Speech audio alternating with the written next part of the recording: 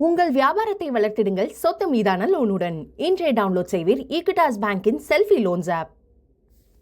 இந்த ஆண்டின் முதல் சட்டப்பேரவை கூட்டம் இன்னும் சற்று நேரத்தில் தொடங்க இருக்கும் நிலையில் சட்டப்பேரவை வளாகத்திற்கு ஆளுநர் RN ரவி வருகை தந்துள்ளார். சற்று நேரத்தில் சட்டமன்ற கூட்டத்தொடர் தொடங்க இருக்கும் நிலையில் ஆளுநர் RN ரவி வருகை தந்துள்ளார். ஆளுநரின் உரையோடு சட்டப்பேரவை கூட்டத்தொடர் தொடங்க இருக்கிறது. முன்னதாக சட்டப்பேரவை வளாகத்திற்கு முதலமைச்சர் மு.க.ஸ்டாலின் வருகை தந்த நிலையில் தற்போது அவரை தொடர்ந்து ஆளுநர் RN ரவி சட்டப்பேரவைக்கு வருகை தந்துள்ளார்.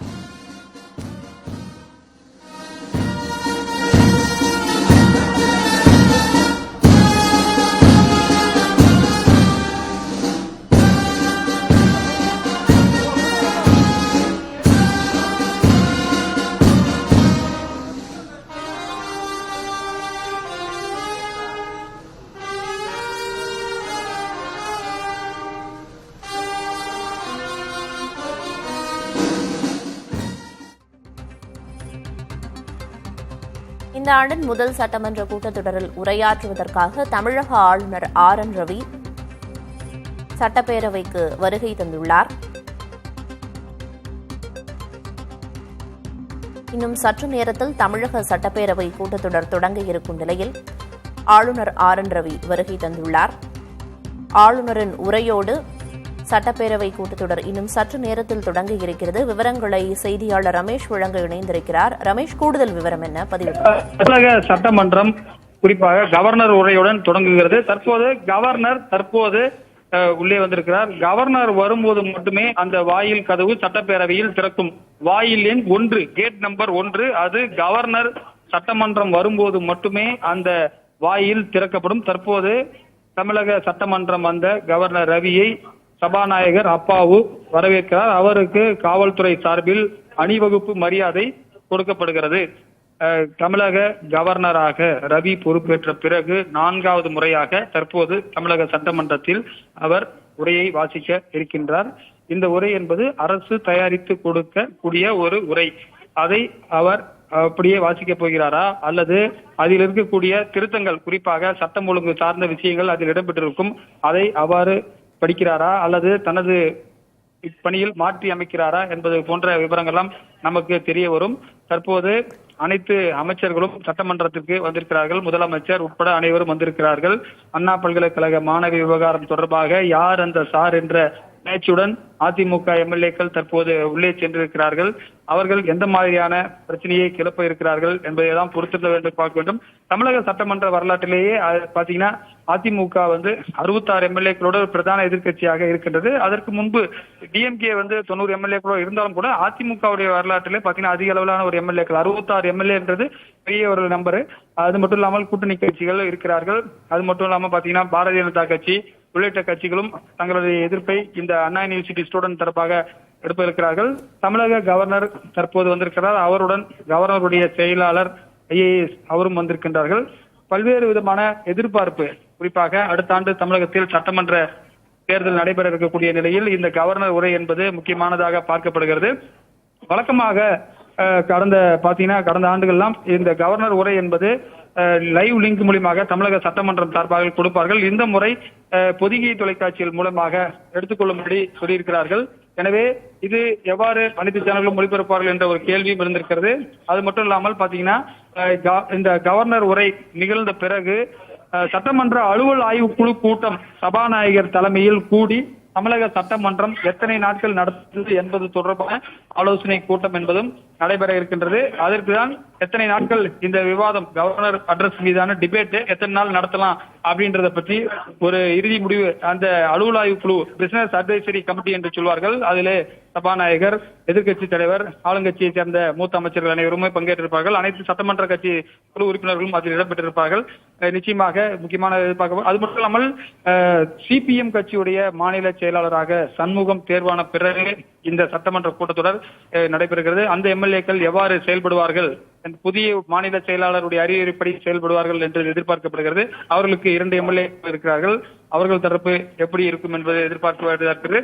அது மட்டும் இல்லாமல் தற்போது தமிழக சட்டமன்றத்திற்கு உள்ளே வந்த கவர்னருக்கு அனைத்து எம்எல்ஏக்களும் எழுந்து நின்று மரியாதையை செலுத்தி வருகிறார்கள். சரியாக 9:30 மணிக்கு இந்த கவர்னர் உரையுடன் தமிழக சட்டமன்றம் கூட இருக்கின்றது.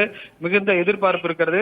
அதாவது டிஎம்கே 2021 ஆட்சிக்கு வந்த பிறகு 2021 ஜூன் மாதம் அப்போதைய கவர்னர் பன்வாரிலால் புரோஹித் கவர்னர் உரையை வாசித்தார். ஏன்னா ஆட்சிக்கு வந்த முதல் கவர்னர் அட்ரஸ். அதுக்கப்புறமா ஆகஸ்ட் மாசம் கவர்னர் ரவி பொறுப்பேற்றாரு. அதற்கு பிறகு 22, 23, 24 ஆகிய 3 ஆண்டுகளுக்கு கவர்னர் ரவி தான் தமிழக சட்டமன்றத்தில் கவர்னர் அட்ரஸ் பண்ணாங்க. இந்த நிலையில தற்போது 4வது முறையாக அவர் செய்கிறார். 2022 ஆண்டு எந்தவித ஒரு குழப்பமின்றி கவர்னர் உரை நிகழ்ந்தது. தற்போது பார்க்கலாம் அந்த காட்சிகளை. சட்டப்பேரவை செயலாளர் சீனிவாசன் பூங்கொத்து கொடுத்து கவர்னரை அழைத்து செல்கிறார். கவர்னருடைய பாதுகாவலர் ஐபிஎஸ் அதிகாரிகள் எல்லாம் தற்போது உள்ளே செல்கிறார்கள். தமிழக சட்டமன்றம் என்பது ஒரு பாரம்பரியமிக்க 100 ஆண்டு பழமை வாய்ந்த இந்த சட்டமன்றத்திலே வாயில் எண் 1, கேட் நம்பர் 1 மொத்தம் தமிழக இந்த சட்டசபை இந்த செயின்ட் ஜார்ஜ் கோட்டையை சுற்றிலும் 10க்கும் மேற்பட்ட நுழைவாயில்கள் இருந்தாலும் இந்த கவர்னர் வருவதற்கென்றே ஒரு நுழைவாயில் இருக்கிறது. அதுதான் கேட் நம்பர் 1. அந்த வழியாக கவர்னர் உரை நிகழ்த்தும் போது மட்டும்தான் அந்த வாயில் கதவு திறக்கப்படும். அந்த கதவு தற்போது திறந்திருக்கிறது. கவர்னர் உள்ளே சென்றிருக்கிறார். முதலமைச்சர் வரவேற்கிறார். இன்னும் தமிழக சட்டமன்றத்திற்கு 1 ஆண்டு தான் இருக்கு.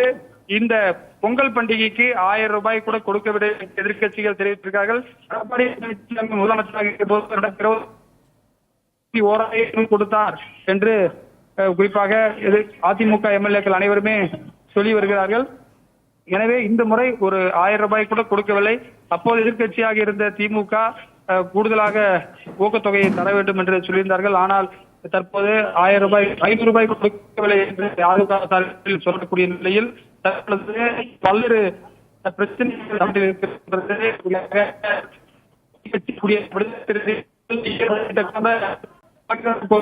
இன்னும் சற்று நேரத்தில் ஆளுநர் RN ரவியின் உரையோடு தமிழக சட்டப்பேரவை கூட்டத்தொடர் தொடங்க இருக்கிறது. இந்த ஆண்டின் முதல் சட்டப்பேரவை கூட்டத்தொடர் தொடங்க இருக்கிறது. இன்னும் சற்று நேரத்தில் முதலமைச்சர் மு க ஸ்டாலின், தமிழக ஆளுநர் RN ரவி, எதிர்க்கட்சித் தலைவர் எடப்பாடி பழனிசாமி உள்ளிட்ட பலரும் தலைமைச் செயலகம் வந்த வண்ணம் உள்ளனர். அந்த காட்சிகளை தற்போது நாம் பார்க்கிறோம். ஆண்டின் முதல் சட்டமன்ற கூட்டத்தொடரில் உரையாற்றுவதற்காக தமிழக ஆளுநர் RN ரவியும் வருகை தந்துள்ளார். இன்னும் சற்று நேரத்தில் அவரின் உரையோடு தமிழக சட்டப்பேரவை கூட்டத்தொடர் தொடங்க உள்ளது. ஆளுநரின் உரை கடந்த சில ஆண்டுகளாக சர்ச்சையை ஏற்படுத்திய சூழலில் இந்த ஆண்டு ஆளுநரின் உரை எவ்வாறு இருக்கப் போகிறது, ஆளுநர் உரையில் என்னென்ன அம்சங்கள் எல்லாம் இடம்பெறப் போகின்றன என்ற எதிர்பார்ப்பு அதிகரித்திருக்கிறது. முன்னதாக சட்டப்பேரவைக்கு வந்த அதிமுக எம்எல்ஏக்கள் யார் அந்த சார் என்று குறிப்பிட்ட பேட்ஜை அணிந்து வந்தனர். சட்டப்பேரவை கூட்டத்தொடரில் எதிர்க்கட்சிகள் அண்ணா பல்கலைக்கழக விவகாரம் தொடர்பாக கண்டன குரல்களை, எதிர்ப்பு குரல்களை பதிவு செய்வார்கள் என்று எதிர்பார்க்கப்பட்ட நிலையில் சட்டப்பேரவைக்கு வரும்போதே அதிமுக எம்எல்ஏக்கள் யார் அந்த சார் என்ற பேட்ஜை அணிந்து வந்தது தற்போதிலிருந்தே தங்களது எதிர்ப்பை பதிவு செய்யும் விதமாகவே பார்க்கப்படுகிறது. விவரங்களை வழங்குவதற்காக செய்தியாளர் ரமேஷ் இணைப்பில் இருக்கிறார். ரமேஷ், சட்டப்பேரவை கூட்டத்தொடர் தொடங்கினப்பதான் நம்ம இந்த அண்ணா பல்கலைக்கழக விவகாரம் பெரும் எதிர்ப்பு குரல்கள் பதிவு செய்யப்படும் எதிர்க்கட்சிகள் தரப்பிலிருந்து அப்படின்னு எதிர்பார்த்தோம். ஆனா தங்களோட சட்டைகள்லயே அந்த பேட்ஜ் அணிஞ்சிட்டு எதிர்ப்பை பதிவு செய்ய தொடங்கியிருக்காங்க அதிமுக எம்எல்ஏக்கள். இதை எப்படி பார்க்கலாம்? வரும்போதே அவங்களோட அப்படின்னா சட்டப்பேரவை கூட்டத்தொடர்ல கடுமையான எதிர்ப்பு குரல்கள் முன்வைக்கப்படும் அவங்க தரப்புல இருந்து அப்படின்னு எதிர்பார்க்கலாமா? நிச்சயமாக தமிழக சட்டமன்றம் தற்போது கவர்னர் உரையுடன் தொடங்கி இருக்கிறது. வழக்கமாக நேரலை செய்யப்படக்கூடிய நிகழ்வு இந்த முறை நேரலை செய்யப்படவில்லை.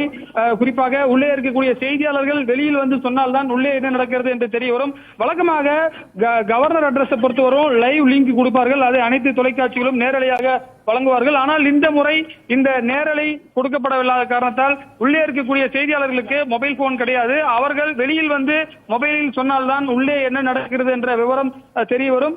அது மட்டும் இல்லாமல் தற்போது தமிழக சட்டமன்றம் கவர்னர் உரையுடன் கூட தொடங்கியிருக்கிறது. தற்போது பாத்தீங்கன்னா பல்வேறு எதிர்பார்ப்புகளுக்கு மத்தியில் கவர்னர் உள்ளே அட்ரஸ் பண்ணிட்டு இருக்காரு. குறிப்பாக உள்ளே சில எம்எல்ஏக்கெல்லாம் எதிர்ப்பு தெரிவித்திருப்பதாக தகவல்கள் வந்த வண்ணம் இருக்கின்றன. அது மட்டும் இல்லாமல் தற்போது நேரலை வழக்கமாக கவர்னர் உரையை அனைத்து தொலைக்காட்சிகளுமே நேரலை செய்வதற்காக DIPR மூலமாக நேரலை லிங்க் கொடுப்பார்கள். ஆனால் இந்த முறை நேரலை லிங்க் கொடுக்கப்படவில்லை என்பது குறிப்பிடத்தக்கதாக இருக்கிறது. உங்கள் வியாபாரத்தை வளர்த்திடுங்கள் சொத்து மீதான லோனுடன். இன்றே டவுன்லோட் செய்வீர் ஈக்விட்டாஸ் பேங்கின் செல்ஃபி லோன்ஸ் ஆப்.